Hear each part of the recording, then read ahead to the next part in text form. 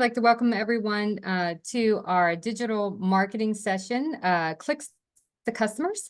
On behalf of the SBDC, myself, Tanya Wilson, and Bruce Walters, who's here with us tonight, we are excited to be able to have our speaker, Rob Maccabee, here. Rob is a certified digital marketing strategist, and he is the founder of Naventive, a business and marketing consulting company here in Columbus. He's also a great friend of ours and of the SBDC, and we have been very fortunate to have him help us out by doing some advising and contracting for us on some prior projects. So we are very happy that he is here to share his knowledge on digital advertising. And with that, any personal information, I'll let Rob share if he would like at some point. If there's anything, I won't tell him all the details about you. But I will go ahead. I was going to tell him about the band, but we can submit it sometime. We'll get to that because that's an important part of the Okay, good. Okay. So with that, I'd like to introduce here and welcome Rob, and take it away. All right. Well, hello everyone. Welcome to the Clicks to Customers. This is a beginner's guide to digital ad success. And the first thing I want to do is just say welcome, and I want to really acknowledge you guys for taking the time on a Wednesday night to show up to this, to kind of improve your businesses. And we all know, we talk about stuff we want to do in business, but ultimately building our business is building our lives, right? I mean, we get into the reasons why we're doing this, to have the freedom, to have the income, to have the things that we want in order to be the people who we want to be, and be in contribution to our families and anyone else in the world. So this is important stuff. And as you guys know, I mean, it's not for everybody. It takes a special kind of person to venture out and take these risks that you're all taking. So I want to acknowledge you for that. So we don't have any, hard and fast rules. I just guys want you to know, like, the basic stuff about there's no bad questions. Any questions that you have, I'll do my best to answer. Don't worry about how it might sound or anything like that. The other thing is, anything you share in here could be confidential, and we don't have any rules about turning on your cameras, but I will tell you guys, if you feel like you can turn on your cameras, I would love to see you, because there's some times when I'm going to ask some questions. I'm going to look for you to raise your hands, which you could raise them digitally or stick them up in the camera. So I'll ask you for some feedback, and maybe even ask you a couple of times here so for your experience on some things. So I'm going to, I'm not the biggest fan of PowerPoints, but I have one here that I want to share with you. Just to go over, kind of keep me on track. And, so everybody can see that okay. So there's the welcome and the acknowledgement that we just talked about. So I want to also be clear of who this workshop is for, because sometimes I'll do workshops or even do marketing classes. I've been blessed and fortunate enough to work with SBDC and the city of Columbus as an advisor, and we get people into these classes. And I just want to make sure this is going to, you're all welcome here no matter what, but I just want to make sure that this is going to work best for whether it's retail, like you have a shop, or you have a store, or you have a service business, or you're doing things for people or with people, or you have products that you're trying to sell online. All this will work for that. But what's important is that you're established, and that you have a product that you're actually trying to scale. So if you're getting off the ground or you're trying to develop something, this is certainly not going to be a waste of your time, but this is really for people who are ready to jump in and gets going on scaling. Okay. All right. So here's what we're going to cover. We're going to do my best. We have 2 hours, which might seem like a long time, but when it comes to this kind of subject, there's really a lot to cover in a short amount of time. So we're going to talk about, the basics of a digital sales funnel, and understand what that really means, like the pathway and the systematic way that we're going to get people from being complete strangers to trusting us enough to give us some money. And part of that is how we present to them, how we make an offer to them, how we pitch to them, how we communicate that what we have matters to them and can make a difference in their lives. And we'll get into some aspects of what that means. I'm going to go over the basics of the major ad platforms, like really what the advantages of each platform, how they work, and the basic operations of them. And then how the particular ad manager works. For this, we're going to look at the Meta ad platform specifically, which is Facebook and Instagram primarily. And we're going to do something fun. I'm going to actually take you, I think it's going to be fun. I hope it's fun for you. We're going to go to the back end. I'm going to show you a campaign I just launched last Saturday. And I want you to see it through the eyes of what the stuff I'm about to show you. And you might even, some of you might even pipe in and say, hey, Rob, you could maybe do this. I noticed you left that out. You told me I should do this on my ad, and I don't see that. So any of that stuff, I'm going to show you how I set the ad up and how it works in Meta, the components to do that. And then I'm going to show you what the results are so far and what I would do next and how I'm looking at the data and how I'm making decisions. Okay. And we're gonna look at those numbers and understand how it influences our decisions on what to do. I'm going to share some resources with you guys. So everybody that attends today, Bruce and Tanya are going to follow up with an email. Sometimes they'll send out slide decks, but instead of slide decks, I have a little PDF as like a little workbook with some different templates and things that we're going to talk about today and some links to some resources. So you guys will receive all that, and that'll have my contact information in it, and everything will be there.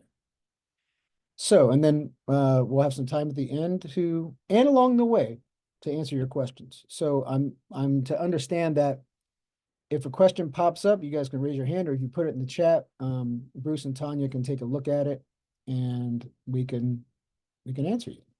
Okay, cool. So a lot of this stuff that I'm going to do, maybe the first half of this whole thing is going to be a lot about and it might be some ground you've already covered. And if it is, please forgive me. I hope that I'll do a new twist on it.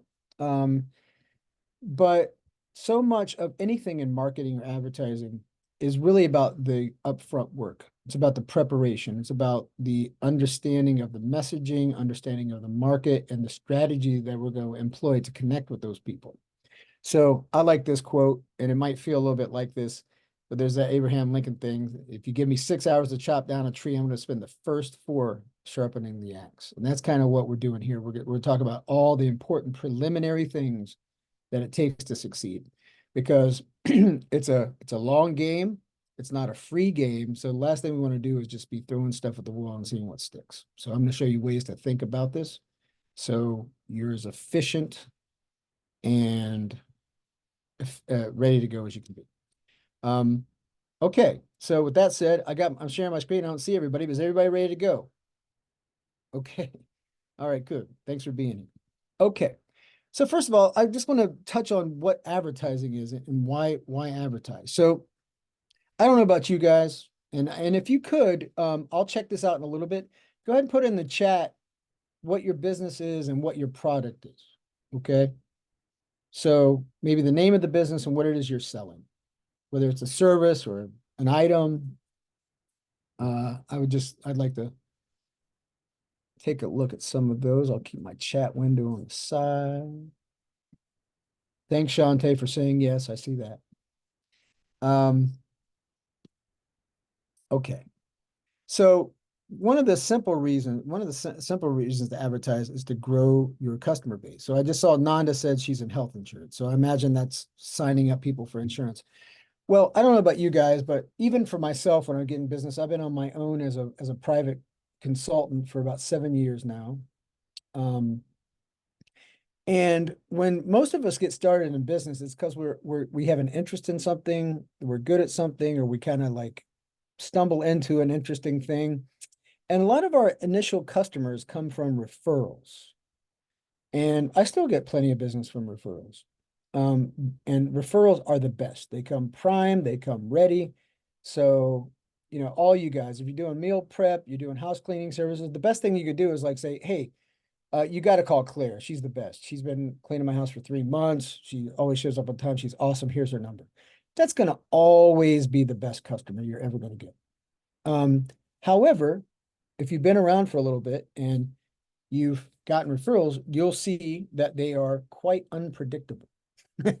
You know, you might get a couple in a month, you might not hear it from anybody for several months. So you can't really base survival, let alone growth, on a business. And who is clear that it, you know, I've learned this lesson directly several times. So I know if you're not growing, you're shrinking. If you're not continuing to keep your pipeline going and adding customers, you're probably declining, or you're playing a catch-up game all the time. And the nice thing about advertising is it's more predictable growth. It's a way to scale your business in a way that you can handle, to make those sales more predictable. And here's the other thing, it's a noisy world. So everybody is self-interested. We got all this stuff more than ever, these devices and all these things that we get sucked into. And so standing out and connecting with people is challenging. So having great, compelling ads and understanding how to emotionally connect with your client is very, very important. We're going to talk about that.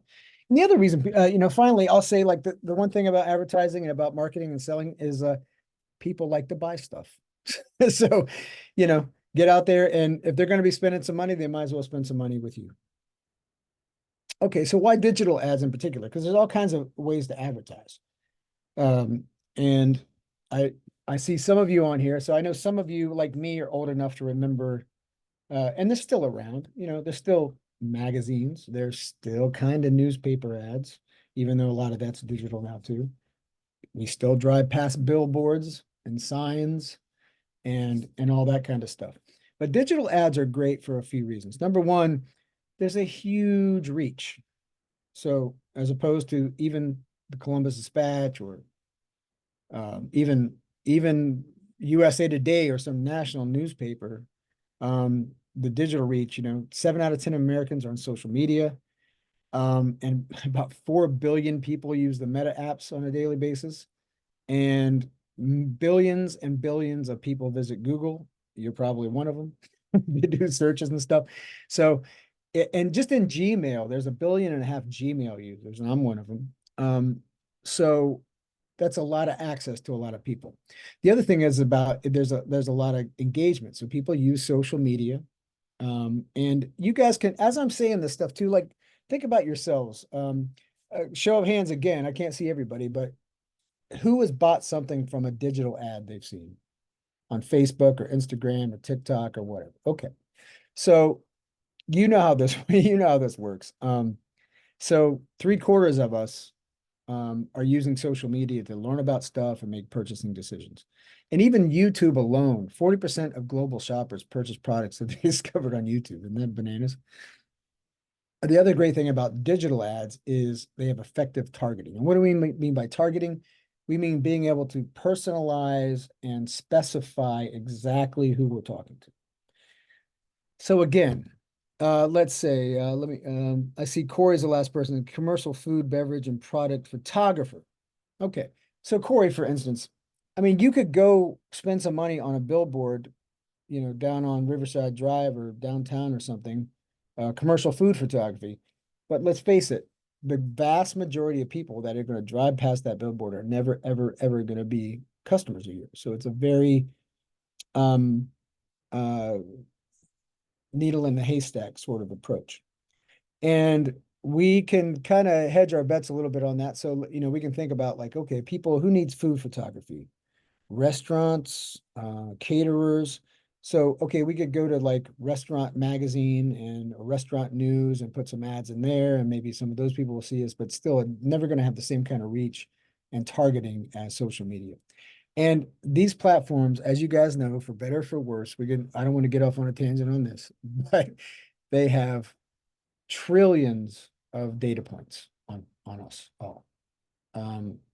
If you were to go download all the data, I saw an article the other day, a guy, you know, because there's in the terms, you can download your own data and see what it is. There's 2 gigabytes of stuff just on this one guy that he downloaded from Google. So you know, especially if you're using Gmail, you're searching, you're clicking on things. They know what you're clicking on. They know what site you're visiting. They know you're interacting with content on social media. They know the things you like. They can tell your political viewpoints. They can tell your health. They can tell all the things you're interested in just from your behavior, let alone the things that we go out and tell them. Like, I'm married, I have kids, I'm a business owner, I'm interested in all these things. So lots of data points. And the other thing is measurable ROI. I'll show you in the ad thing in the ad manager later. We can see exactly how we're spending. We can see exactly what the money is going to and where it's not. Versus that billboard, it's going to be real hard. Unless you put a special offer somewhere to say, do this or give me this. That's like when you listen to podcasts, you see like keyword SBDC. That's so they can track where that source came from. So with digital ads, we can really do that. And they're always changing the platforms and things are always coming up, either new platforms or new things, whether it's a reel or a story or different kinds of inventory. Okay, so let me just go quickly about how we think about advertising, because like I've mentioned earlier, it's a process, okay? It's not a one-time thing. If you're really going to be successful with advertising, you can't think about it like a magic bullet. I like to think about it like fishing, okay? So we're throwing out a line, trying to get certain bites with certain kinds of fish. So first of all, if I'm going to go fishing, and I'm using this fishing metaphor, but I tell you, when I went fishing as a kid, it was really boring. I sat around a lot watching a bobber, and and ads can be that way in a way because it takes a lot of patience and skill. But first of all, you want to choose the right pond, and that's like the platform. Are you want to advertise on Google? Do you want to advertise on LinkedIn, Instagram, TikTok, Apple? You know, and we'll talk about the platforms here shortly. So finding the right body of water to fish in, that's number one. Number two, what's the other? Put it in the chat. What's the most important? What's one of the most important things about going fishing? What do you got to have? What do you got to have? You got to have the right bait. Yeah, that's right, Tammy and Shantae. So you got to have the right kind of bait. So the bait is, you know, the kind of fish that you want. So the kind of person you want and what's going to appeal to them. What are they going to bite on?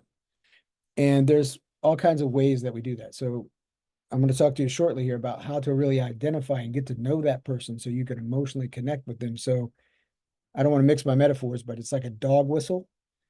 It's like that thing that only they can hear that really speaks to them directly, because let's face it, most of the people just like that scrolling through a feed on Facebook or just like that billboard, a lot of the people that see your ad are not going to be qualified. So we want to make sure we put something that they can really hear in there.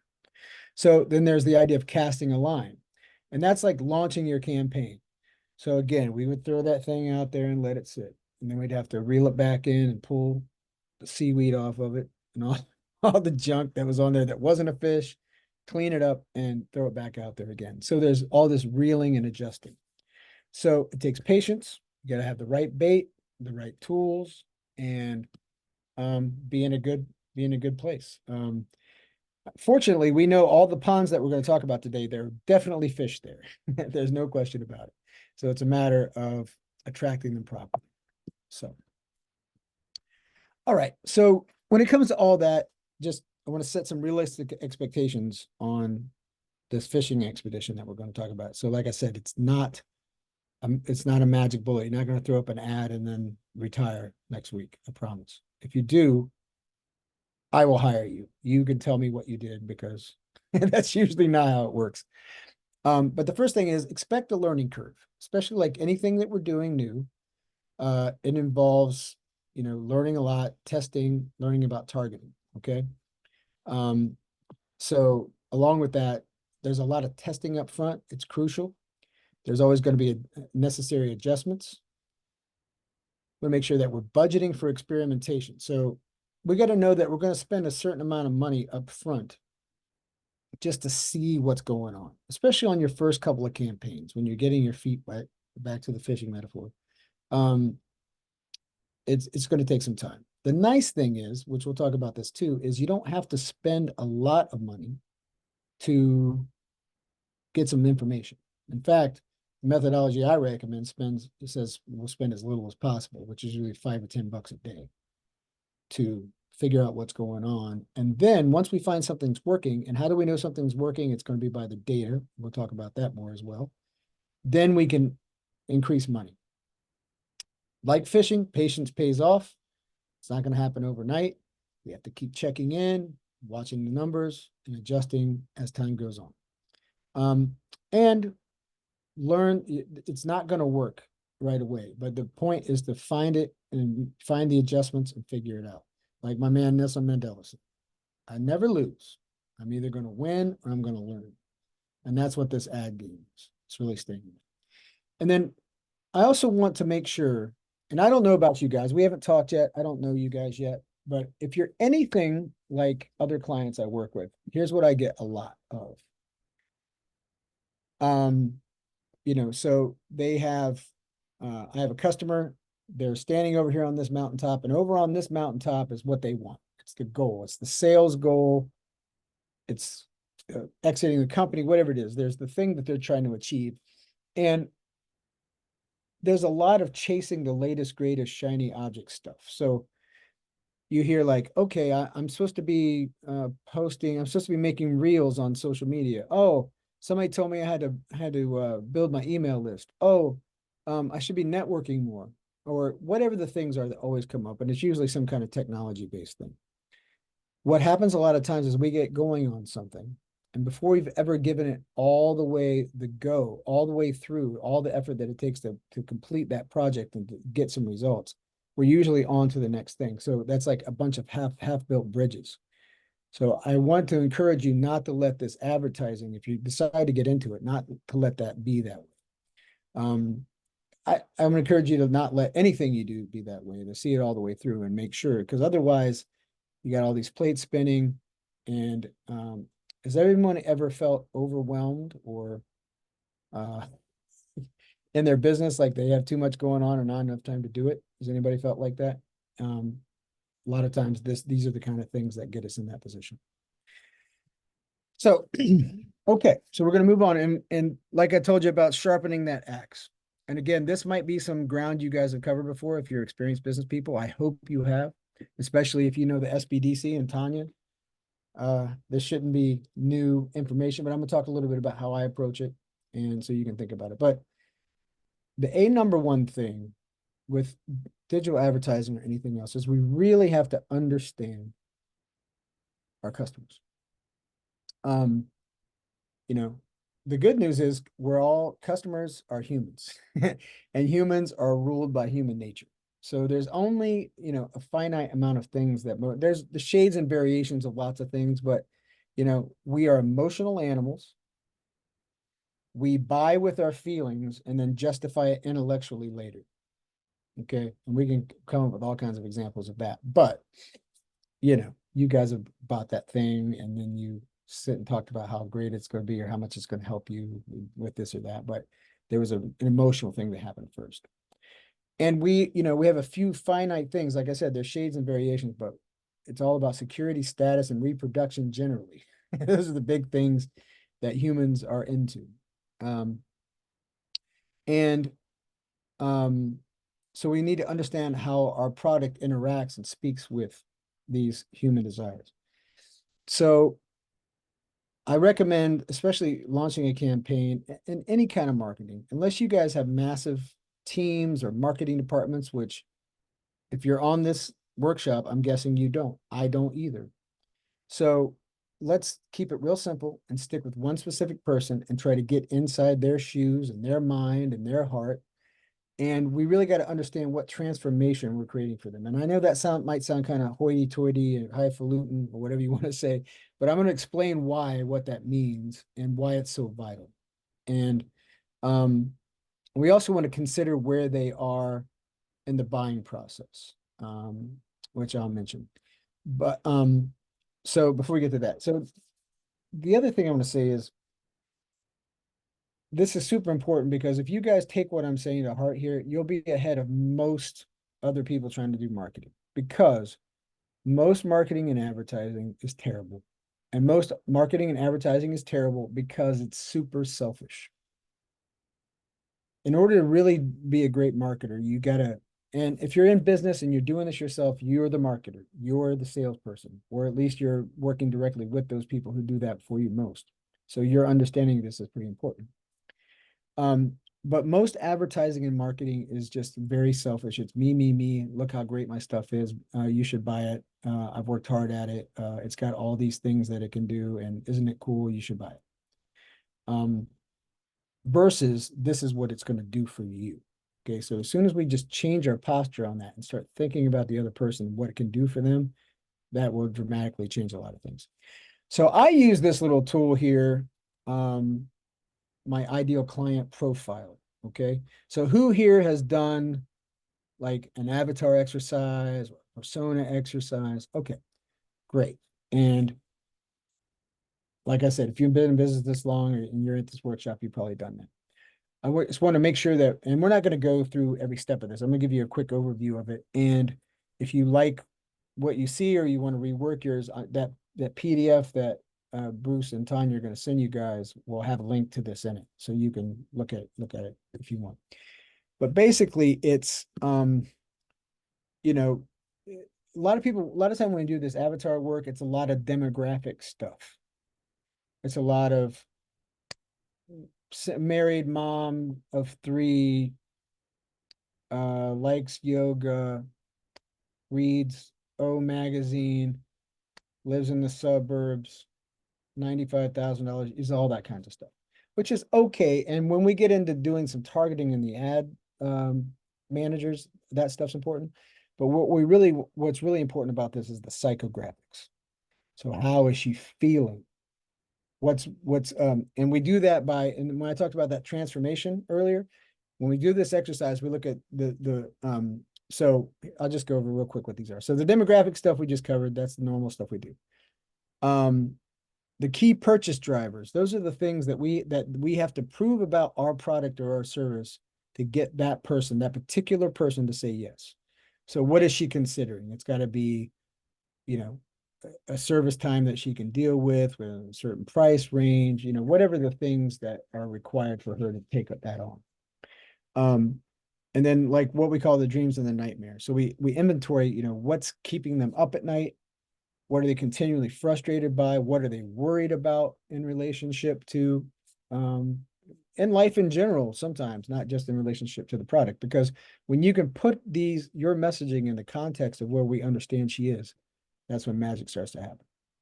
And if we sat and thought for a second, you guys can think of people, products, influencers, whatever you want to call them, that you feel that way about, that when they put something out or you get an email, you're quick to open it because you like what they do and you trust what they do. So there's the dreams and nightmares. It's like, what are they really worried about? What do they really aspire to? Most importantly, on this before and after grid, these two things on the side here, we look at what they have before working with you, how they feel, what their average day is like, and status. Like what's the story they tell about themselves before and after working with you. And here's, a quick, this is also in the document I'm gonna send you, but you can look through here. So this is like a mom looking for fitness. So, she's frustrated. She doesn't have enough time to get everything done and exercise. She's self-conscious about her body. She kind of hates her gym mom friends, so it's understanding these things. You can put these things into your copy for her to go, man, they really get me. So that transformation, she feels self-conscious about her body image and frustrated with her limited workout options. And after this solution here, she's really confident and comfortable in her own body, and she's proud and excited about the healthy habits she's incorporating into her daily routine. So again, you put those right into your messaging and it works really well. Anybody have any questions about anything I'm saying so far? Put them in the chat or pipe in. We'll keep an eye on it and we'll keep going. All right. So along with understanding where they are psychologically, we got to understand there's that thing about the right offer to the right person at the right time. And this right time is really understanding the buying stages, because we don't have the resources. We don't have the time or the money to go out and convince people. Like, let's say I saw the example, the food photography, if I got that right. You don't have time to walk into every restaurant and go, your menu would be a lot better if you had my pictures on it. You would sell a lot more food. like trying to convince somebody who has no interest or awareness of what you're doing is really, really hard. So we want to find those fish that are hungry, that are looking for that particular bait already, that are ready to eat, and they're in the pond. So, so somebody, if it hasn't dawned on them yet that they want photography, I would stick with the people who have already, so they are aware that they have a problem. But even when we know, when somebody has you guys know how this goes, you have a thought like, man, I need to get this, or I need to change that. And then life gets in the way and you forget about it for like 3 or 4 weeks until something else pops up and you go, oh yeah, I was going to look into that, because we're busy. And that's another reason why I really appreciate you guys being here. I know time is precious. So there's the thing where they just realize they have a problem. Like, I think I need some wedding photography or food photography. And then there's the thing where they're like, okay, maybe I should start looking for that. And they go out and what do? You go to Google, you start searching, maybe you ask your colleagues in the business who have photography, and that's where you get those personal referrals. And then that last thing is like where they're actually actively looking for a solution. Like they've maybe looked at a few websites and they got it kind of narrowed down before they're going to start reaching out to people and asking questions. So your ad wants to be to make sure that it's addressing the proper stage that people are in. And again, we could talk about ways to do that, but so those are the buying stages. And then we talk about this customer journey. So just like the avatar stuff, you guys have probably heard this. Now I use what is a customer journey? So this is a way to build human to human relationships in a predictable, systematic way. And it's kind of a cliche now, but it's similar to any kind of human relationship, any kind of intimate relationship. So again, I told you I don't have to tell you, you experience it for yourself. Most marketing and advertising bad because people are trying to propose on the first date. They're trying to say, buy my stuff. I've not proven anything to you. I've not built any trust with you, but you should just buy it because I told you to buy it. So imagine a person walks up to you, ladies, a man walks up and he's like, hey, you look great. And I'm an awesome dude. I got a nice bank account. My genetics are great. I'm really fun to be around you. Let's do this thing. Let's go ahead and I happen to have a ring in my glove box, and you want to get married? Now, I'm not going to say that that's never happened and never worked. And just like you might make some spontaneous purchases in general, especially with, if we're seeing like a $5 or $10 thing on Instagram that you're just going to buy and take a risk. So, if it's a piece of junk and it's not going to break your heart. But if you're selling life insurance or photography, like you guys are talking about, that's not something people are just going to wing and take a risk at. You really they got to put a lot of trust, and they got to really know that their purchase and their relationship is going to work. So how do we do that? We do that on the customer journey. So there are stages, just like in human to human relationships, where there's awareness. Like you see somebody at an event or at a bar, or somebody introduces you, they get on your radar. And then that glance turns into a stare. Maybe you really start making eye contact and go a little deeper. And then there's a conversation generally. Hey, nice to meet you. There's the small talk. There's the get to know you talk. And when that goes well, if you guys remember, I've been married for a while, but I seem to recall, and I don't know how it works now with these apps and stuff. I sound like an old man, but I swear I'm not. But usually there's some exchange of numbers, right? And that's the same way of somebody subscribing to you. So awareness, they see you on an ad, or they see you at an event, or they're referred to you. That's a way that you got on the radar. Engagement is where they go a little bit deeper and they look at your website or check out your social media, watch a video that you made, things like that. And subscribe is like where they're going to give you their contact information in exchange for some value. Usually it's some kind of lead magnet. Who's familiar with that term, lead magnet or lead beacon? Okay, good. And if you don't have one in your business now, that's okay, but probably most of us have at least signed up for a lead magnet.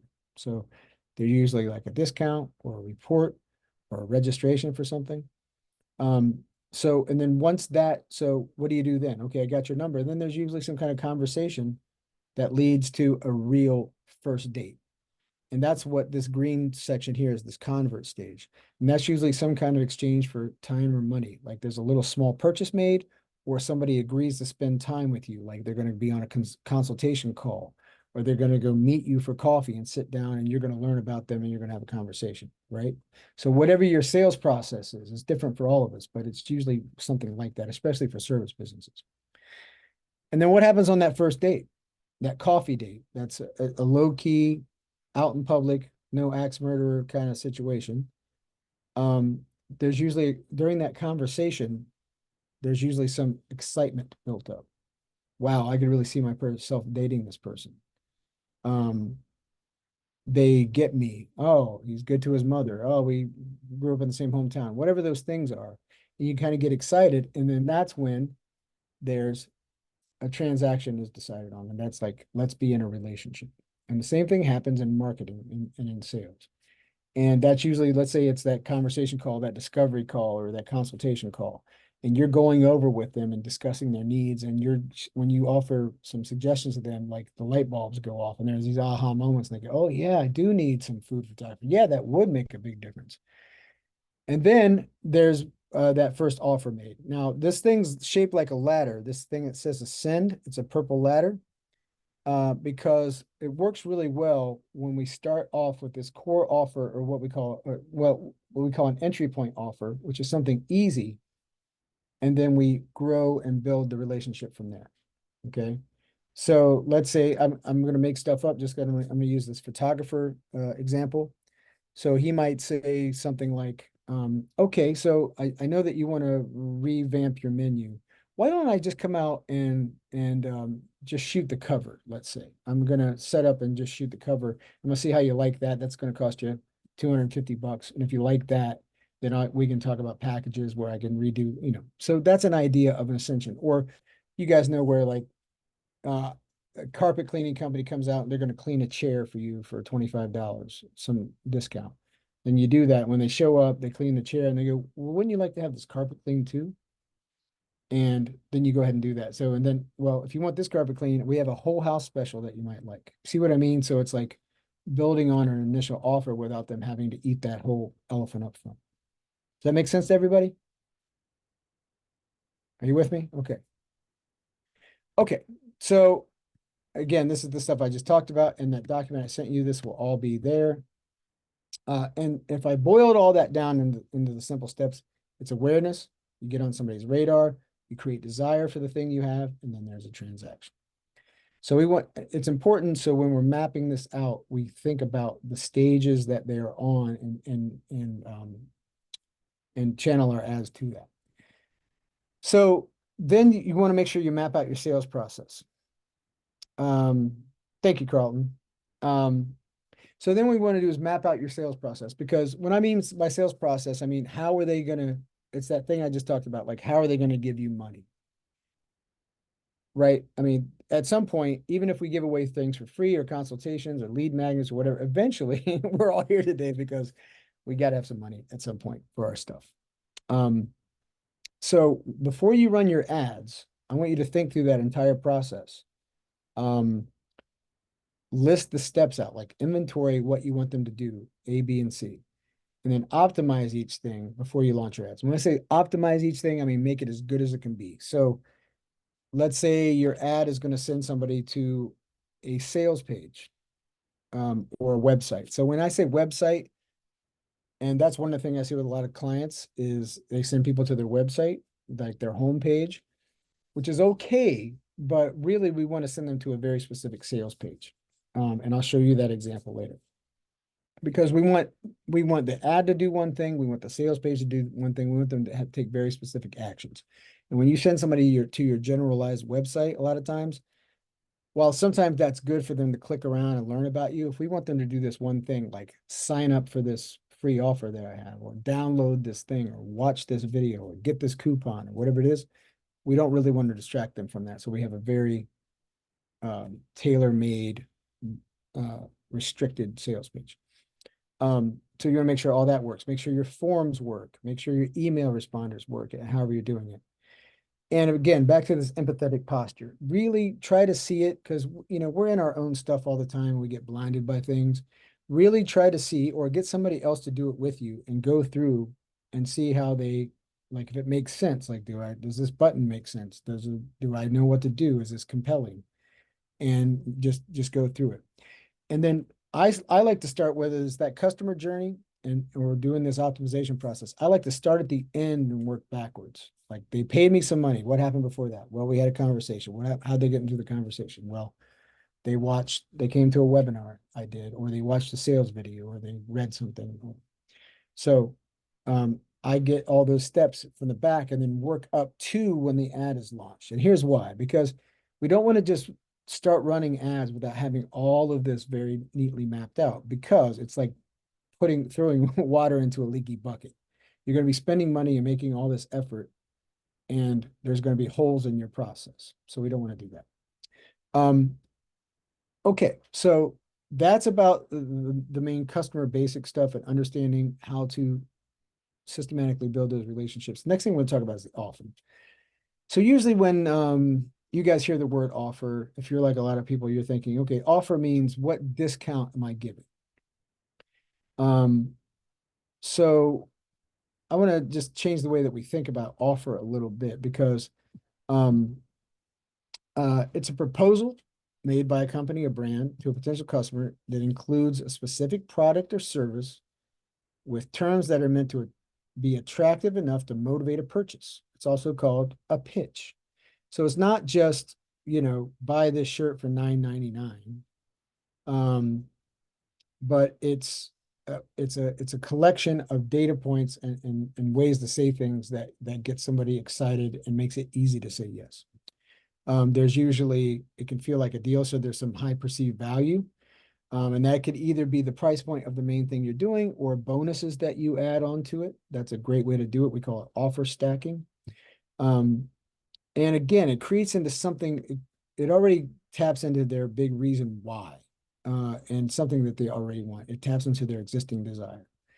And there's usually some kind of mitigation of risk in there, like a guarantee, like a money back guarantee, or I'll do this or I'll do that if it doesn't work. So it makes it easy for them to say yes, because who's also clear, like, your biggest competitor right now is not somebody else who's doing what you do in the same industry. Our biggest competitor as business people is always the status quo, getting people to change what they're doing, to try something new, and working with you is trying something new.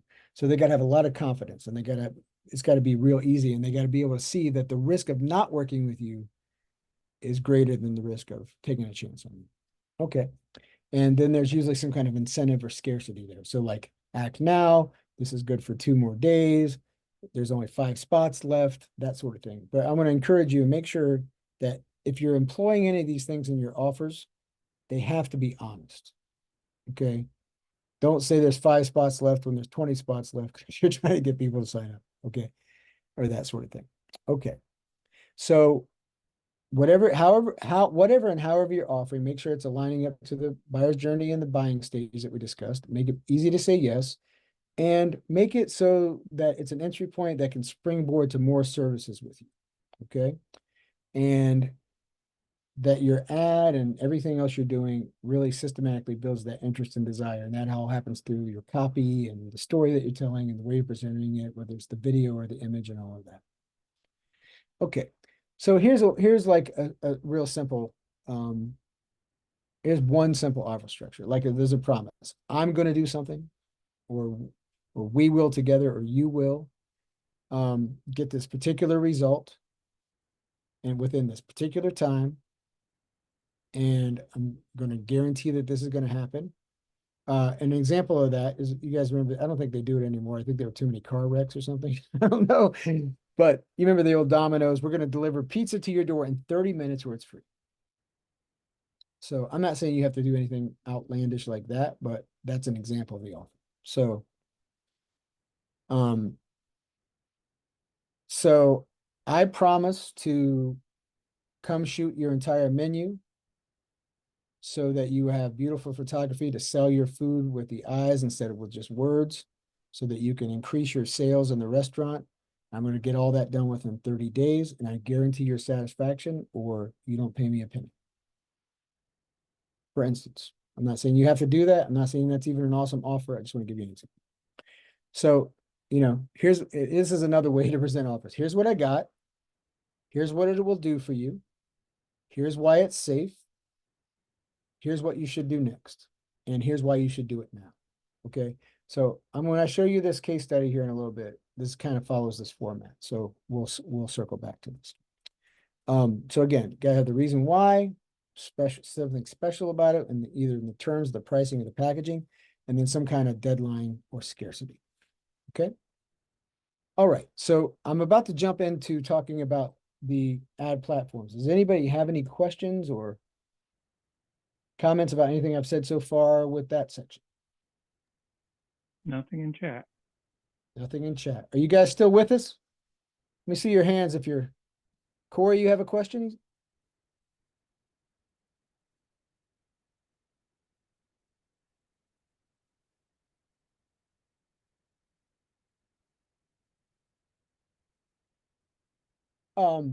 Yeah, Corey says, how do you know where the customer is in the buying journey?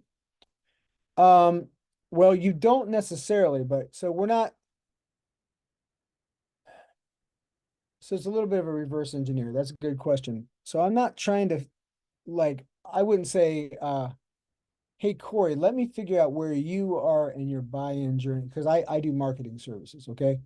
So let me figure out where you are in your journey to get some help with your marketing services, and then I'll change what I have to say so that I communicate with you well. It's not like that as much as I'm trying to find those fish. So the kind of bait I'm putting out speaks to where I presume they are. So I can say something as simple as, have you been searching for your next, for your last, I would say last, have you been searching for your last marketing partner and still haven't found them yet? You see what I mean? So that tells me that somebody's shopping. Here's what I can do for you. Here's what I can promise you. And it would be very specific, not about marketing, but probably like about building out a sales process or building predictable lead flow or something like that. Because I want to talk in terms of a customer that I know that I want, that has a certain experience in business and certain income and all that, so they can afford my services and stuff. So that's a good question. I hope that answers it. So I'm gonna give you a quick rundown of these platforms. So and this isn't gonna be groundbreaking for any of you, but so where you do digital ads, Google, Meta, and those two make up 74% of everything. And then for many of us, LinkedIn is a good place to be because it's B2B. And LinkedIn has been purchased by Microsoft. So it's part of that same network that also includes the Bing search engine.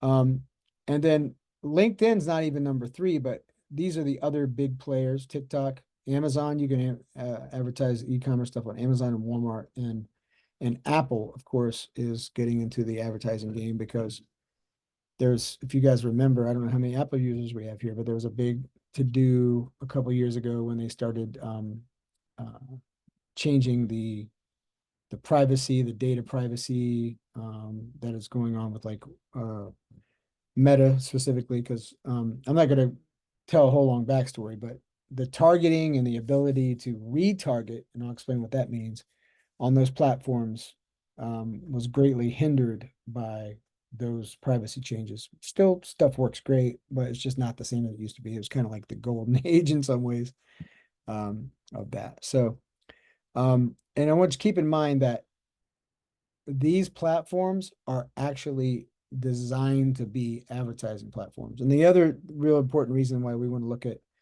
advertising on these social media platforms like Instagram and Facebook is, yes, it is possible to get some traction with what we call organic content, like you're just posting some, but who also has the experience of posting their heads off, putting stuff out all the time, going crazy, putting organic content and just not, and it's like crickets.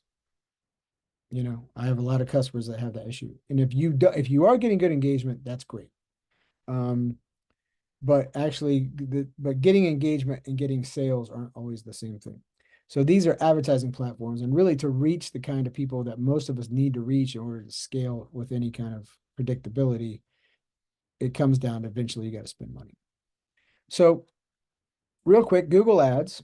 You know, and if you've used Google, you already know some of this. I'm going to go through this pretty quickly. We don't have to like dive into it, but of course they have a vast reach. We already talked about the major numbers that they use. 3.5 billion searches a day, 90% of internet users. And so Google incorporates a lot of things because of course their bread and butter was the pay-per-click ads. So when you do search ads, you type in something into Google and what do you see? You get the displays, but you also see those ads that are related directly to what you just searched for. And then they have that Google Display Network. So you guys are also familiar with, you search that, and then later in that day or the next day, you go to another website that has AdWords on it, and you're seeing display ads for that pair of shoes you looked at. Anybody familiar with that? Yeah. So that's part of that. And of course, YouTube, which is massive, which is the #2 search engine now, has a lot of advertising capability. So, you know, with the search ads, there's keywords, there's location, there's demographics. So Google's really good about local search and widespread search because they're very locally oriented on their like Google My Business and those kinds of things to do. They have tons of different ad formats and inventories, like the things we just talked about, whether it's you know, ads in Gmail, which we get, or display ads or whatever. Again, all these are going to have real measurable performance. And the thing about Google is the high intent audience, and that's why pay-per-click is so great, is for businesses like car dealers or insurance people or things that we know people are actively shopping for. You can optimize your ads to be based on those terms, like food photography near me, which probably isn't getting a lot of searches, but that would be an example. And I say cost effective. It's not cheap, but the ROI compared to a lot of other things you can do is really good. And like, as I mentioned, global and local. Okay, so that's the basics of Google Ads. And then we have the Meta family, which also includes Facebook, Instagram, Messenger is one of their products. Now they have Threads, and WhatsApp is all owned by Meta. Again, massive user base, billions of people. And they have these advanced targeting capabilities, all this data that they have on. And I'll show you some things on the back end here to be able to put your ads in front of the right people. And they have tons of ad formats. Many of us would say they have too many damn ad formats because, you know, whether you're in, you know, Facebook Marketplace or you're looking at a reel, they're just everywhere, right? Ads. And the analytics and the tools to be able to make decisions again. And Facebook also has this retargeting. So what does retargeting mean? It's being able to show a new ad to somebody who has already expressed interest or engagement with a previous ad. For instance, in Meta, you can optimize for what they call video views. So I can put a video view out about my life insurance program or something. And if I could build up I say build up a list. Now I can't see the list, but Meta can see the list. But so I can put those people into a group and I can send a new ad to that group who I know have watched a certain percentage of that first ad. And that's called retargeting. And frankly, that Google network that I described earlier, when these ads are following you around the internet, that's kind of retargeting too. So there's e-commerce integration, which does tracking back and forth. And I'll even show you some of the backtracking with the tracking tool that I have here in a little bit. So there's Facebook shops and Instagram shopping, again, global and local. And I keep saying cost effective. I mean, in the grand scheme of things, it is. And then the final thing, I'm not going to go deep into TikTok and Apple and all that right now. But I like to mention LinkedIn because some of us are B2B. So that's the professional audience. They have hundreds of millions of members, again, highly targeted. It's a professional network. And LinkedIn, believe it or not, tends to have higher conversion rates than the other platforms. I think it's because it's more of the vibe of that platform and just the intention of people on it.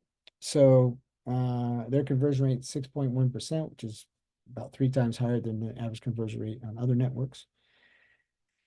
It's a trustworthy environment. Now, I don't want to get into all this, but so I try to spend as little time as I can on a lot of these things. I do it professionally. But LinkedIn is that trustworthy environment. It has a whole different vibe than say something like Facebook, where you see people, doing the things they do. And it's trusted. And it's a place where there's a lot of good information and thought leadership and things like that can really influence people's business decisions. And 46% of social media traffic coming to a B2B company is usually coming from LinkedIn, if it's coming from an outside site into the company. So,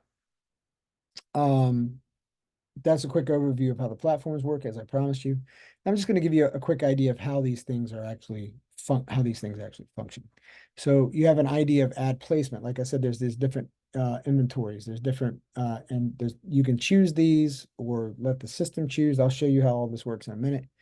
But whether it's reels, stories, display ads, the ad network going elsewhere, different search ads. So that's ad placement. Then all these platforms also have some form of campaign builder. That's where you go in and define the objectives, what you want to do. And I put that thing not selling, think about the CVJ, because sometimes we might run an ad where we're not trying to sell things. So this is back to that question earlier that Corey had is, depending on what I'm trying to achieve, I might just try to be doing a lead generation so I could follow up with that person and nurture them out elsewhere. Either I could retarget and keep nurturing them on the social platform, or I could get their email address and be communicating with them, or I can get their phone number and text them through there. So I'm trying to move them along the customer journey to that purchase decision, but I may not be trying to do that out of the gate. I may not trying to be proposing on the first date like we talked about earlier. Okay, so in the campaign builder, that's also where you can manage your audience and do your detailed targeting, and that's where you set up how much you want to spend. And then there's another section where you actually set up the ad. So is it going to be a video? Is it going to be a carousel? Is it going to be an image? That's where I'm going to put in my copy and my headlines and my call to action. Call to action is like, what do I want you to do? Download, learn more, buy now. That could be a call to action. And for certain products, you might want to do that. And then there's the reporting. So we use this data to make a decision. It's kind of like, I think about it like the stock market. Now, I know I'm not like a financial, I'm not like your life insurance person there, but I know enough to know that trying to play the stock market just based on guts, feelings, and stuff like that without using data is usually not the best idea, from what I can understand. And this is very similar. We use data. We don't want to just wing it. So we think like a scientist. We think like a data scientist. We use the information. We can nerd out. I like to think about it like nerding out a little bit. And I'm going to be honest with you. That's not my favorite part of marketing. I like the creative. I love copywriting. I like the visuals. I'm a designer, all that stuff. But really to do this well, we have to wear that hat, even if it's outside of our comfort zone. It's one of those things that I've taken on and committed to learning. I saw that Shantae said, is there an ad format that converts better over others? And I would say it just depends. It depends on the person, the offer, the application, where they're seeing it, what story I'm trying to tell. But I can tell you overall, video generally outperforms everything. There are times when we don't want to, when we would want to use a carousel or a static image, and we would test those things. But if I had to choose one thing to try, it's going to be like, if I had to pick one format to go with, no matter what, it'd probably be video. As you guys know, I mean, I say that, but it's, you guys know what you pay attention to. You're on these platforms or you see ads, you know what attracts you. Same sort of stuff. So, and also the methodologies, we want to make and test one adjustment or variation over time. That's also part of this methodology that we'll talk about, because if you get in there and you're like, oh, this ad's not working, and it's like, okay, let me change out this picture and change the headline. Well, when you start to rerun the ad and and it changes, you don't know what changed. You don't know if it was the picture that changed, that made it better, or the headline that made it better. So, or worse, whatever it is. So you want to test one thing at a time so you know what to do. And the platforms also have the ability to do A/B testing. I'll show you some of that. So that's just the thing. And then we'll look for certain metrics. There's all kinds of things to count. Some of them are really important to know, and some of them are not so important to know. It's just like likes, people like to get likes to their social media pages, and that's cool. And you can go pay people to give you tens of thousands of followers and stuff like that. But they're not really high intent people, and it's hard to get that to convert over to actually paying customers. And you can compare against industry standards and benchmarks or past performances. I'll show you that too. That's also, I put a link to a website in that document I got for you guys that has a whole list of like standard benchmarks, like for what kind of industry, what's an average click-through rate or an average cost per lead and stuff like that. So you can look, especially when we start these ads before we know any of this, you can kind of compare that against these benchmarks and say, how am I doing? Okay, so, and then the other thing that happens in there is bidding and budgeting. So you guys may or may not be aware of this, but the genius of Google and the reason that they are the giant that they are is through advertising. But they had this brilliant idea that ads are actually an auction. So when you put your budget in there, they're weighing your money spent versus so the ads compete in real time for visibility, and it's based on the value per click or view or action. So you can make a bid based on what you want to happen, and winning depends on that bid amount and the ad quality or relevance. So depending on how your ad's performing, they might show that to more people. Because let's keep this in mind. The real job of the social media platforms, in addition, it's like a chicken and egg. In addition to selling ads, is to keep you on that platform as long as possible. That's why if something's highly engaging or highly entertaining, they usually put it in the algorithm so more people see it. That's what you call going viral, because they want a lot of people to pay attention to something that really works so that you're on there longer. The longer you're on there, the more ads they can show you and the more data they can acquire. So same thing with your ads. The better they are, the more likely they are to be shown. So the kind of thing that you want, so I'll show you this objective thing in the ad builder. So the things that influence cost are the type of action. Do you want to click? Do you want to watch a video, or do you want them to buy something? Okay.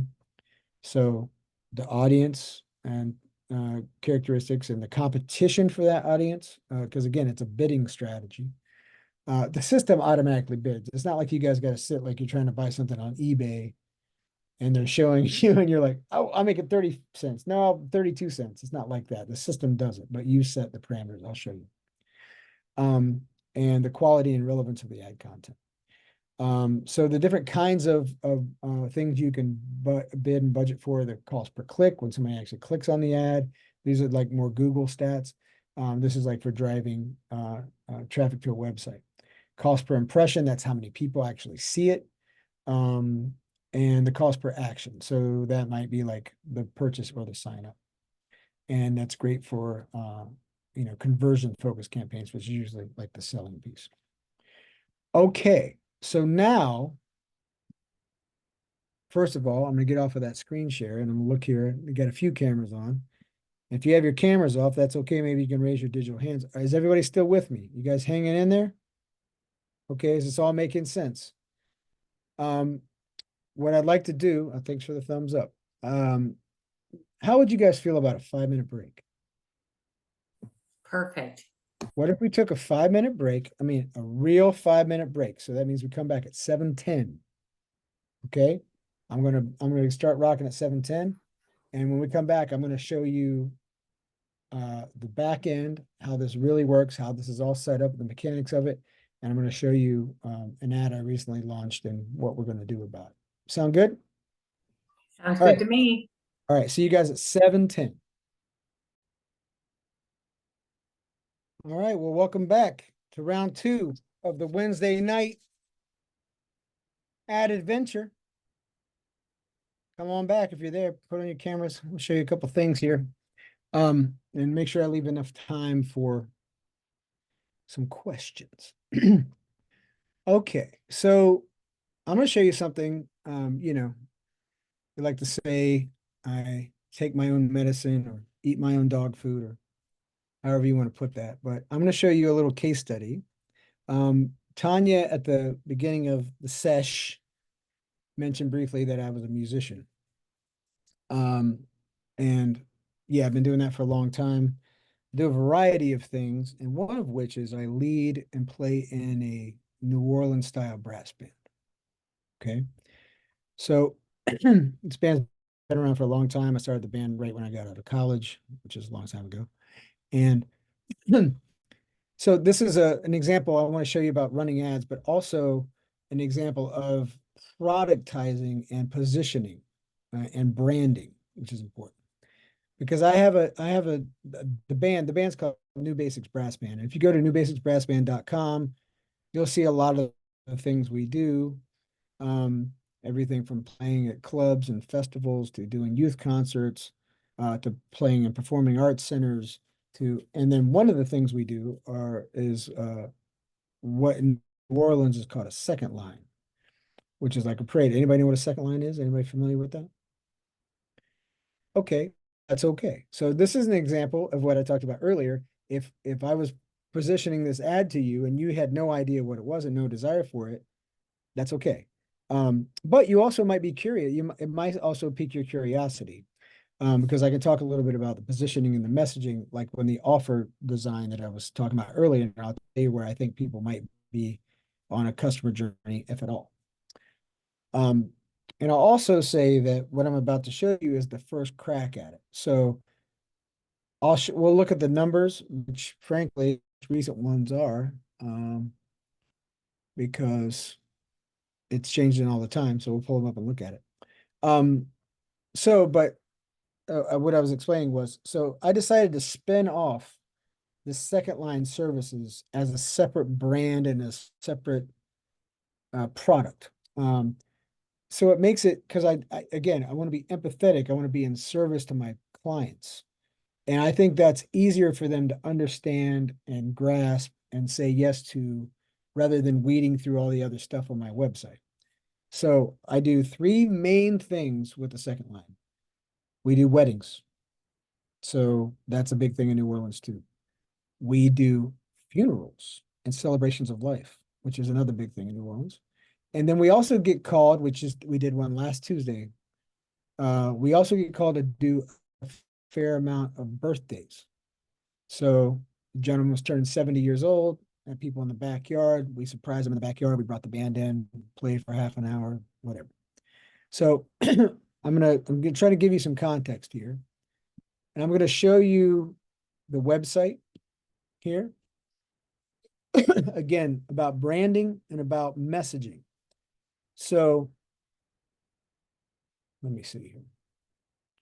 You'll not see anything. So my positioning statement here is my premise is that the people that want to hire us for a wedding or any event are probably a little bit unique, and they want something a little different than the normal humdrum wedding stuff. And they want to add a little bit of style and uniqueness. So my secondary headline here, the unforgettable addition to your next event. So I'm trying to play on the fact that they want to be unique. They want to be recognized for their good taste. They want to be like, wow, did you see what they had that band? I've never seen anything like that. And they want to make, their desire, their emotional desire is to be recognized, the status of, man, that's a sophisticated person. That's a cool person. She's really cutting edge or whatever. And she really wanted to create an extra special, unique experience for the guests. So again, we do weddings, we do birthdays, we do those funerals. Okay. Now, so that's the call to action. Book now to bring the second line to your special day. Limited slots available. Okay, that's that scarcity thing. Ensure your data is secured. Now, is that true? Yes, it's true. Because obviously I'm sitting here talking to you guys, and playing in a brass band is not the only thing I got going on. I got a wife, I got 2 kids, I got other music stuff I play. I got other, like all of us, we have other interests. So I really can't. I mean, if somebody wanted to book a wedding every day of the week, I probably would have to say no eventually. So what do we have? We have proof that it's safe here. I have some quotes from some happy clients here, social proof. I have some FAQs to answer their question. And then the call to action is, they can't, I don't really, it's not like a vending machine where you put in the money and buy a second line. Because I need to talk to you about some things. I need to understand what your vision is. I need to understand what your expectations are, and I need to explain our packages and the whole thing. So what I really want them to do is book a call. Okay. So that is the basic product. Okay. Now, for the purpose, I told you, like, to make sure that your sales process is all straightened out. So what I want people to do is book a call off this ad I'm about to show you. I'm going to show you the back end and how it's all set up. So I made the secondary landing page that's just for my ad because I want to sell weddings. So I do talk about weddings here, but I also talk about birthdays and funerals. So I want to keep it to the point and on point with what they want. So I made the secondary page. It keeps that, but it just goes right to the booking page. I don't mention that other stuff. Okay. It's simplified and real easy for them to know what to do. Okay. All right. So let's get into the nitty gritty of probably why you guys came to this workshop to learn about this stuff that I'm about to show you. So this all starts off in the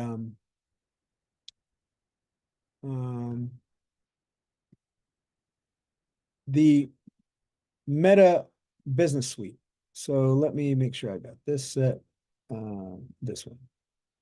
Okay, so if you guys aren't familiar with so if you go to business.facebook.com, that's going to get you to the Business Suite. Okay, and that's where your page setup stuff is, and you can schedule posts and you can do all the back end stuff.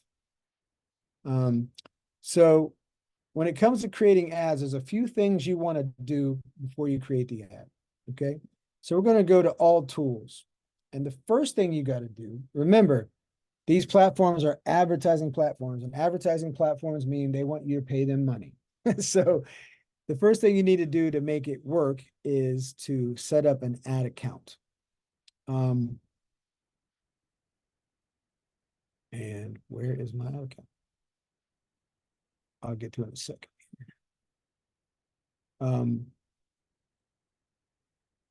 But the other thing I'll get to that in a second, but the other thing you want to do is go to this events manager. And this is where you can set up some tracking on the back end. Okay.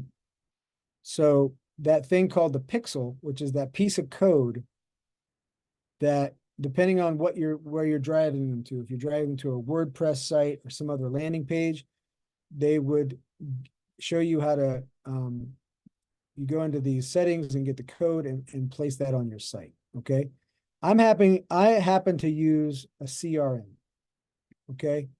I'm using the CRM that I use for all my clients, which is a marketing automation CRM. This is where I have my sales page set up. And this is also where I have automation set up. So I have things to happen to send data from here back to Facebook. And then when somebody becomes a lead for me, it goes into this system and I send them what we call an automated nurture sequence. It's like a drip from these leads. So I have a series of emails that go out automatically when somebody fills out my form, which I'm going to show you. So this isn't absolutely necessary if you're going to run ads, but it sure makes your efforts go a lot further in creating this automation that can do some work for you. So anyway, you'll go in here and in the document that I'm sharing with you guys, there's links to like the Meta and Google Learning Centers. So it goes through step by step how to explain all this. Perhaps we'll do a secondary workshop in the future where we'll go through and we can do some of this together. Looks like prestige. Okay. Okay. Okay. So, all right. So that's setting up the backend data.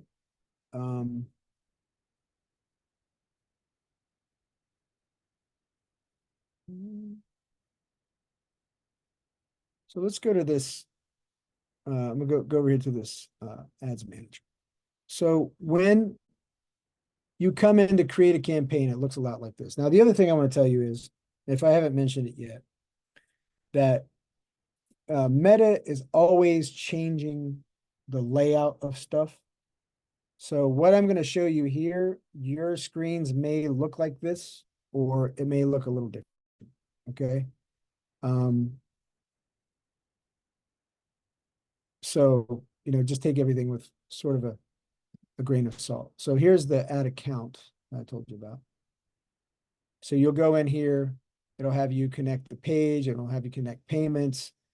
This is also where if you want anybody else to help you, like let's say you have a contractor you're working with or something like that, you can assign them roles in the back end here so they can access the stuff to the level that you want. Okay, so back to the ads manager. Does anybody have any questions about any of that before I show you this campaign?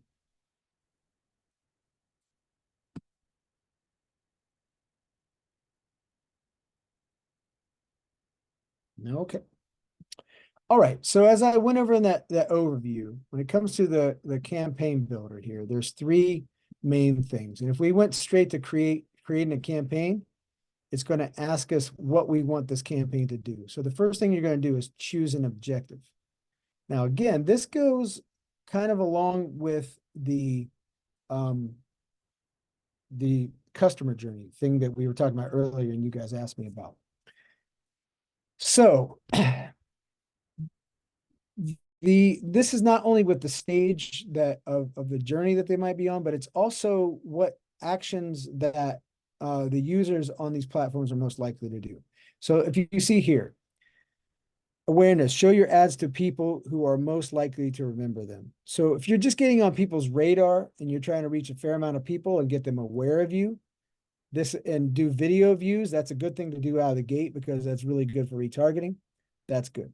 Another good strong one is traffic, and that's trying to get people to click to your landing page or to your website. And so Facebook will not only put this in front of the people who match your targeting, but they know our behaviors. So they'll also put it in front of people who are most likely to watch videos or most likely to click on links or most likely to, again, watch videos or make comments or like pages. So sometimes people will run a campaign just to get more page likes to their brand. Okay. Leads that's when you want to get people to sign up to get more information about what you are doing or express interest. App promotion, that won't count for most of us because that's literally trying to promote mobile apps. And sales, these are conversion campaigns. For the most part, so those of you who have physical products that you want to sell on e-commerce, you could try to throw up a conversion ad, and depending on the product and the price point, it might go okay. But generally, sales are like a bottom of the funnel thing that you want to do. You want to have some awareness and some engagement before you put that out. So again, if we're looking at the buyer's journey or their buying stages, and they're like, let's come up with a quick example. Let's say you're shopping for, what do we see ads for? I don't know. Let's say you're shopping for a new car. Okay. So, and I'm selling, I don't know, I'm a Honda dealer. I might be running traffic ads to get you to click to my website so you can see the new Accord. Or I might be showing a cool video of this Accord and all of its features and people having fun and, depending on my demographic and stuff like related to them and like enjoying that product. before and use this as a retargeting. And actually, I'm never going to sell a car online, probably. I mean, there's Carvana, but most traditional car sales, I'm going to try to get a lead. And I'm going to try to follow up with you to get you to come into my dealership or go to my website, right? Okay, so that is, so let's say we're going to do an awareness campaign. I want to get video views. So then you go through, I'll take you to the next thing. And this is where your campaign setup is, okay? This is where, so you want to name this, so it's easy to track. I'll show you what I did over there. Most of this stuff you can leave because I'm not going to do any A/B testing. Like I'm not going to do two versions of the ad. In campaign budget advantage, this is like when you see this little star here next to stuff, that's where the system, the AI, the intelligence of the platform and all the numbers are going to kind of take over and drive it for you. For the most part, I'm going to let this do this as much as I can. The only reason I'm not turning this on right now is because I don't have more than one ad set to spread my budget between, which is what this means.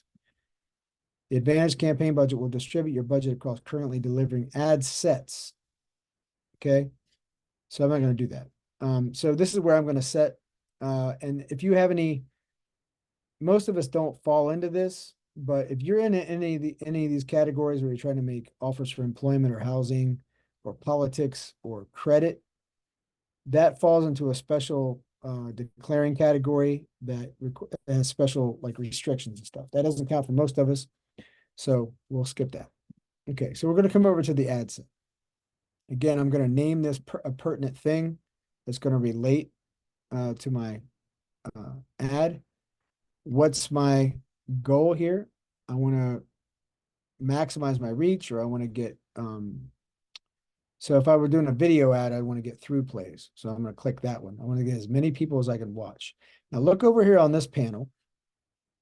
This is going to show you some estimations about what you can expect on your ad based on your budget and targeting. So this is defaulted to $5 a day. And I could change that depending on what I want to do. So when I start off the campaign, that might not be a bad place to start. So this is like when you want it to start, when you want it to stop. I usually have it start immediately and I stop it myself. I usually don't automate an end date. Okay. And then here's where the fun stuff starts to happen. So this is audience controls. Okay. So you start off with the location. So for instance, for my second line stuff, I don't mind traveling a little bit, but I want to stay within Ohio. So I'm just going to touch Ohio here. I'm going to pick state of Ohio as my targeting area. And again, so I can do this audience advantage, which I may run another ad where I did this, but this is not what I did this time. I did the original audience options, which I didn't use the AI. And I went in, so this will tell you that using the performance advantage will help lower your cost because this machine can do a better job than me at knowing stuff. So they already have this stuff figured out. So this advantage audience plus, which I might run another ad, but I didn't do that this time. I used a detailed targeting. So I wanted to look at people. So let me ask you guys, if I'm trying to sell music for weddings, who would I want to talk to?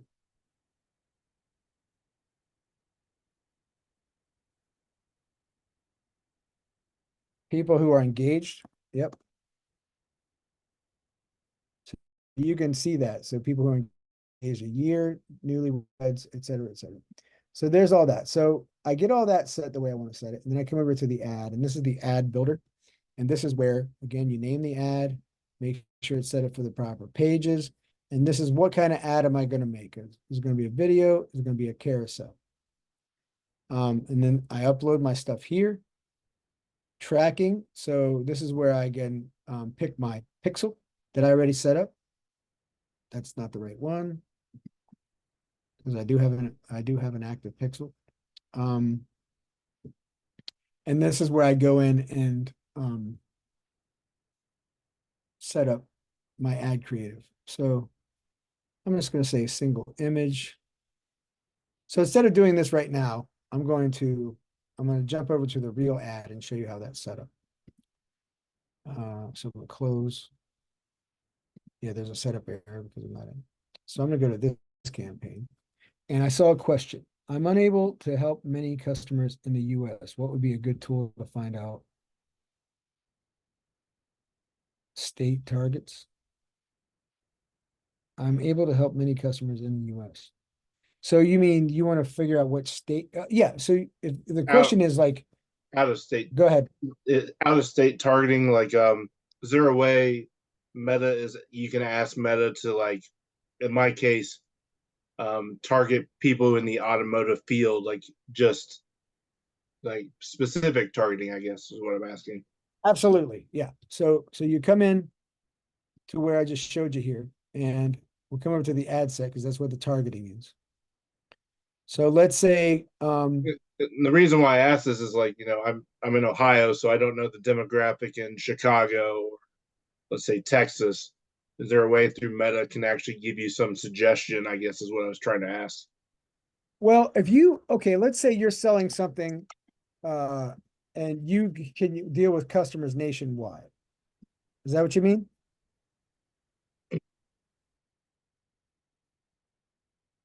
So Yeah. I could pick the entire United States, and then I could refine this stuff here based on what I want to do. So let's say I go to detailed targeting and I go to so let me just type in automotive here and start looking for some suggestions. Oh, gave me my own suggestions. So, what do you sell specifically? I sell a service to automotive repair shops. Okay, so let me just type in automotive repair.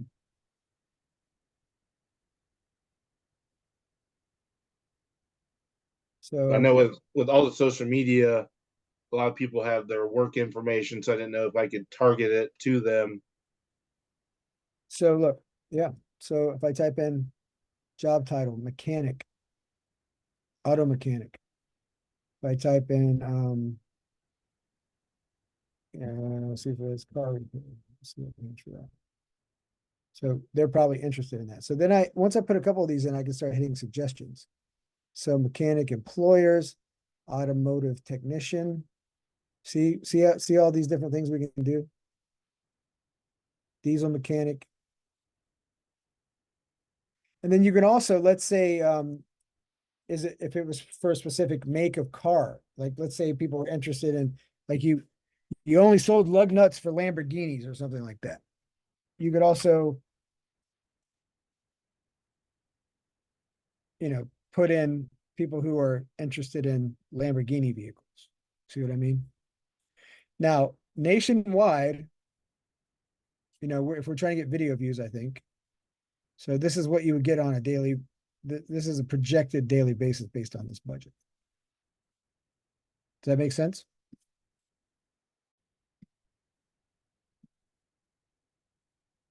Anybody else have a question about that before I show you this other campaign we're running? Rob, Tammy has a question. She asks, will it allow targeting, such targeting as unemployed or underemployed? I don't know. Again, we'd have to just get in there and play with it because it used to be a lot more robust. Like years ago, you could actually put in an income range on people and it would do it. And so then, with privacy issues, they started taking some of that off.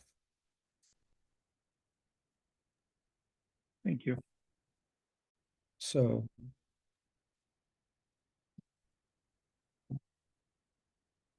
let's see.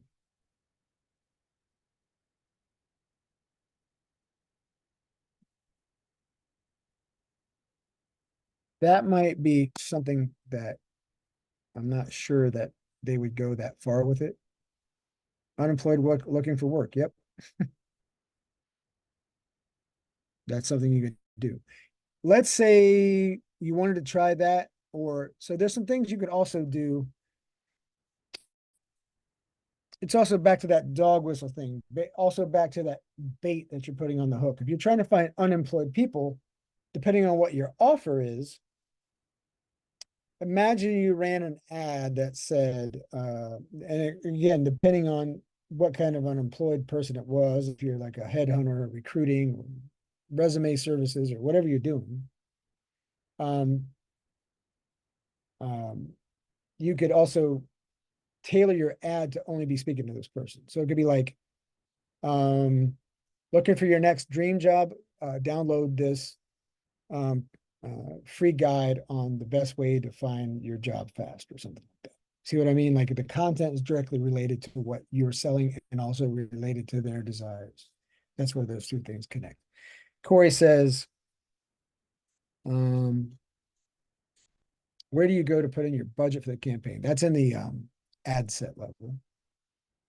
Where would you put how much you want to spend per day or length of time? So again, that was right here on the ad set. So there's the campaign level tab, there's the ad set level tab, and there's the ad creative tab.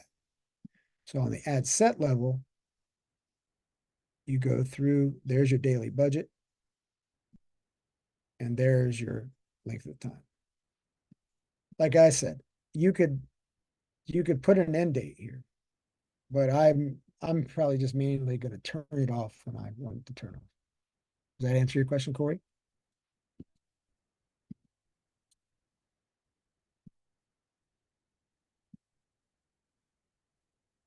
Okay. All right. So let's see what's going on with this ad. So I went in and let me just hit edit here.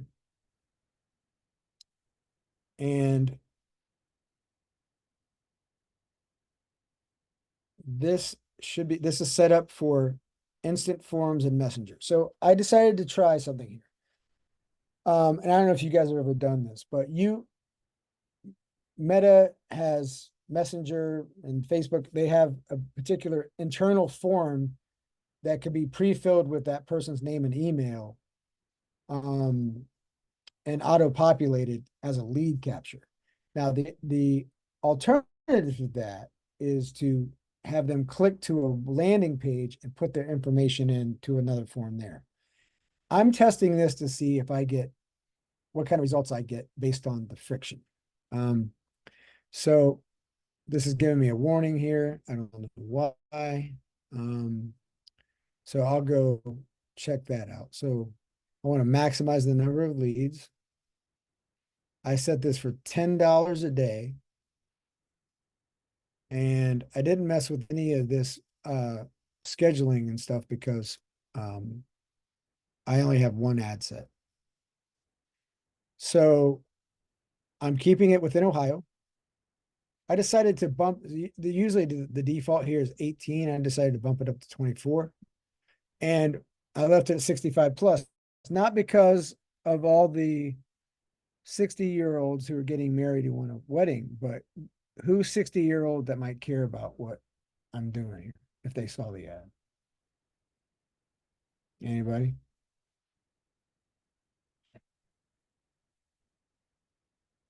Parents, that's right, Shante. So I really don't mind. A parent, yeah, kids are getting married, exactly. Kids or grandkids. So, I could maybe split these up and tailor this is my first cast out into the pond, guys. So right now I'm just kind of putting some things out there and I'm looking to see what's going on. So I got, interests, wedding interests. I got relationship status, engaged. I got people who are event planners and wedding planners because I want them to see my ad because they might recommend me to their clients. And there probably aren't enough wedding planners and event planners to run a direct ad just to those people because there does have to be a minimum size ad for this thing to work. You can't like run an ad to 100 people. Because back to that bidding and inventory thing we talked about before.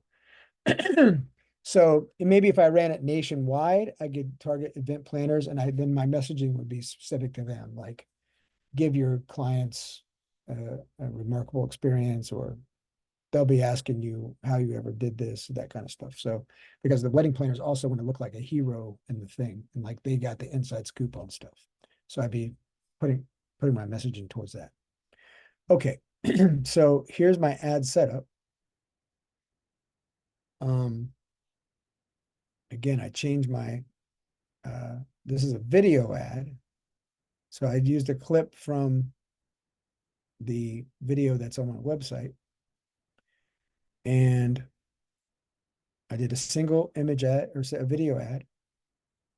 And then here's the other kind of tricky but interesting thing is you often have to go in. I'm not going to do anything, but you often have to go in. They'll make suggestions on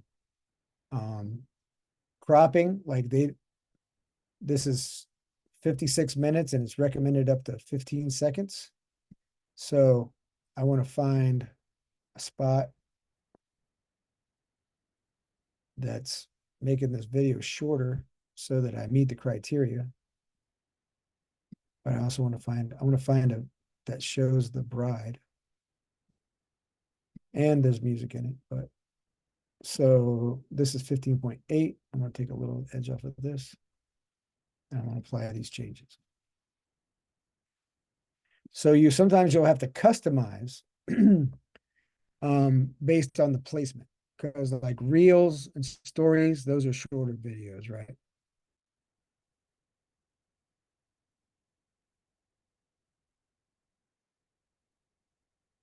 So might as well let it go now. I was going to cancel it, move on, but we're that close. Okay. So that's actually not a terrible thumbnail either. If you're scrolling and you see that picture, old Joe Brenneman there, but I wanted to choose, I chose a manual thumbnail because I wanted it to have a certain look, and I wanted it to look like a wedding. So where you start the video. So I customized all these spots so that the formats are right. No, Claire, we're not going to get the Google Ads set up today. In fact, we only have about 15 more minutes. I'm going to finish I'm going to look at some numbers here, and then I'll have some time for some more questions for you guys. So primary text here. Okay, so make your wedding unforgettable, experience the vibrant spirit of New Orleans style brass band celebration or New Orleans style celebration with your exclusive brass band, a second line celebration. Okay, so that's giving them the emotional reasons, break free from the typical embrace the extraordinary. Infectious energy, guaranteeing a memorable event. So again, it's the emotional things that I'm trying to pinpoint here. Now we could quibble whether you think I'm succeeding or not, or if you think it's a good idea, but I'm just trying to tell you what I'm trying to do is to speak to that desire for them to have something super cool that not every other wedding has, that their guests are going to be talking about for years. And it's going to be like, wow. Just same thing with photography and food and everything else. It's like, we'll create a remarkable experience. So this also gives you the option to have numerous headlines that it will rotate out to test. So my main one is a NOLA style brass band for your wedding. Now, I know that nobody's going to know what that means unless they know what that means. NOLA is New Orleans, Louisiana. So the people that see that know what this is and want to buy it, it's like a signal to them. Okay. Because again, I'm looking at people who might be interested and open to this right now. For now. I have my wedding lead form set up. And I have my tracking set up. And this is what the lead form looks like.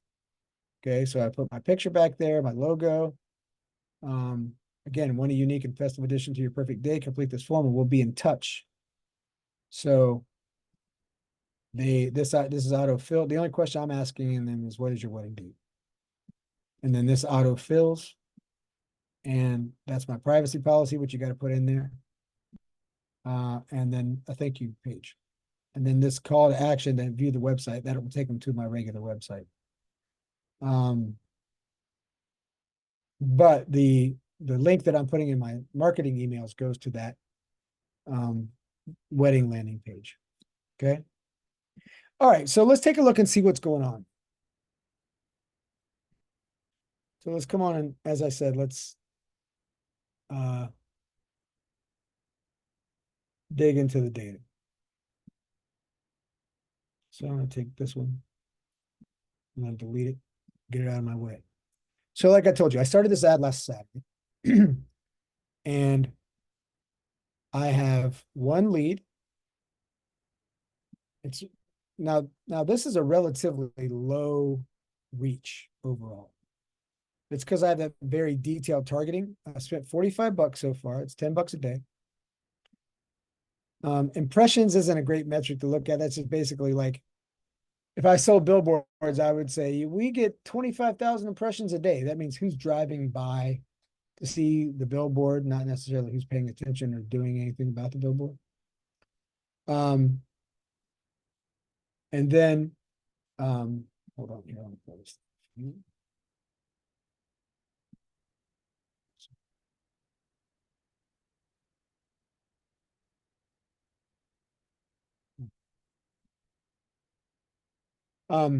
So my cost per click is $3.67. My click-through rate is 1.61%, meaning of the people all the people I've showed this to, the 606 people, 608 people, 1% or 43 of them have clicked on it. And of those 43, so I get this 5.78% click-through, which costs me $1.05 per click. Now, some other things I can do to break this down is I'm interested in seeing who is dealing with this. So if I come over here to age and gender for a second, and I look at where these numbers are, I see this age group of females kind of standing out there. This age group of females standing out there. This age group of females standing out there. It's not to say that males haven't watched, but the numbers are a lot higher for these categories. So what's that telling me is that that these particular women in these age groups are noticing this more than others. So that might lead me is I might want to try an ad where I say, hey mom, we're looking for great wedding ideas for your daughter or for your son, for your child. So I might make an ad directly pointed at these people, keep the same demographics, but just do a same targeting, but do a shout out to that particular person for that particular desire based on what I'm seeing here. I might do that. What I'm really going to do is, like earlier in the presentation when I talked about being patient and all of that, I'm going to recommend that basically once you start an ad, you got to give it at least a week. In fact, I'm real delighted that I got one lead so far. Let's see, get off of this. I'm kind of excited that I have one lead. Now, if I go back over here to this and go back over to my CRM, let's go to contacts. So this is the lead, Marsha Wolf. That's her email. I can see that my data source is this Facebook lead form because I've set up the automation to tell me that. Lead is, she's a type. And look, so far, she's gotten 1, 2, 3 emails from me. Okay. So, and then, you know, I always have unsubscribed too. So what I do know about this lead is, because she put on her form, and I looked at it earlier, that she doesn't have a wedding date set. So I don't know if this is a bride who is looking for some services, or maybe a mom who was just curious, that sort of thing. So I'm just going to let this continue to nurture, but mostly what I want to do is continue to let this ad run and see what happens. And then I'll make some decisions based on what I'm seeing here. And those decisions being, you know, do I want to tweak the messaging on the ad? Do I want to change the targeting on that? But whichever I do, I'm going to do one thing at a time so that I know what is changing. Because if I just went willy-nilly and just started changing stuff, I wouldn't know what was moving the needle. I miss the newspapers and penny savers. Yeah, I do too. In some ways, yeah. So Shantae says, are you following her activity from the emails she's received and clicking through any links? Yeah, my automation system will tell me that. So far, that's not happened. Like I said. So sometimes when you get lead forms on Facebook, sometimes they're accidentally filled out because somebody clicked on something and they just didn't really mean it. I happen to know that she meant it because she took the time to type in that she didn't have a wedding date yet for the date of her wedding. So, it just depends. I mean, like I said, I just launched this campaign. I just put this whole brand together. I just started doing all of this. So I'm gonna take the next week or the next few days to see where I'm at here. And then I might add another ad set or another ad that takes a slightly different angle to a slightly different audience, a slightly different message. Maybe I'll show a happy bride, or maybe I'll tell a story about, a happy couple. Maybe I'll get one of my clients to do a testimonial video. But usually the testimonial videos, that's more like a retargeting move, because that's like people who have expressed interest, and now we're trying to move them along for them to feel confident and taking the next step. Okay. How long do you let an ad run before you pull it off? Well, Nanda, that's a fantastic question. And it really just depends. It all comes back down to this date. And the truth of what I just showed you guys and what I'm seeing for myself is I don't really have enough yet to make any kind of decision. Overall, I think a click-through rate of 5% is pretty good. I feel really good about that. I'm just trying to pull up my workbook here. I want to show you a link to that. Those benchmarks I told you about.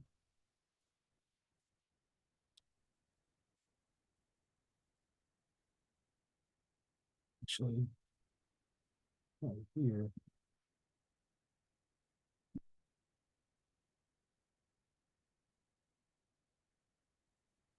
While I'm getting this up, do you guys, are there any other questions?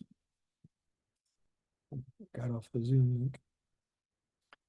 So the simple but not satisfying answer to that, Nanda, is when it's not meeting benchmarks or it's not getting the results that I want.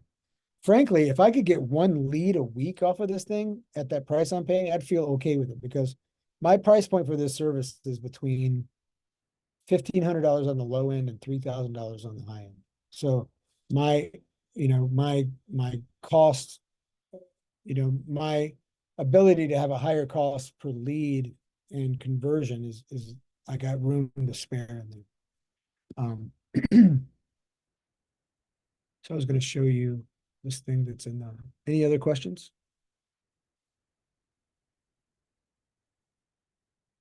Either in chat or just out loud.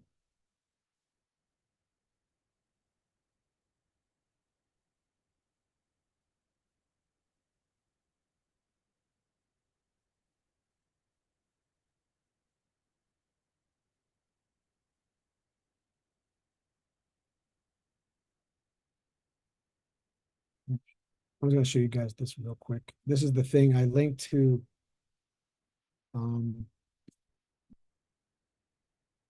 in the document that I shared with you guys. But so these are benchmarks, like I said. So like there's all Google stuff.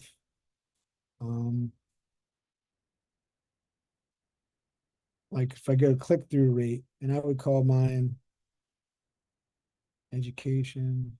Sometimes I'll have entertainment in here. But look, all these click-through rates are below 2%, which is these are standards. These are normal. And if I look at mine, it's at or above, and this entire click-through rate is way overperforming. So the cost per click is going to be high now because I don't have that much impressions and that many clicks yet. So at the beginning, all this stuff's going to be a little out of whack. It's going to look really, really high. You know, the median value is 49 cents. Mine's $3 something. Okay. So that's a little out of bounds now, but that will change as the ad continues. Yes, I agree with you, Carlton. It's a lot to digest. Corey says, would I say Google ads, LinkedIn, or Meta ads would be better for commercial food and beverage photography? Well, that's hard to say. So I would say, like, it depends on your objectives. I mean, Meta is always good because there's lots of people on that platform of all walks of life. If I wanted to position myself as like a leader and as a expert in the photography, and I wanted to be putting some helpful information out, like geared towards restaurant owners or food professionals, I think LinkedIn would be a great place to be. And if I wanted to find people with high intent that were trying to find photographers immediately, Google would be great. But I don't know. You know, there's also some back-end tools where you could do some keyword research. There's lots of those different ones where you can look and see, you know, what kind of keyword rankings are happening for certain search terms, like food photography. Let's see.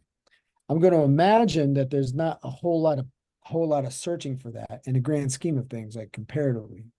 But if there was enough, if I saw enough traffic on that it might, you know, if I got a fraction of a percent of that, you know, would that help move my bottom line, I might do that.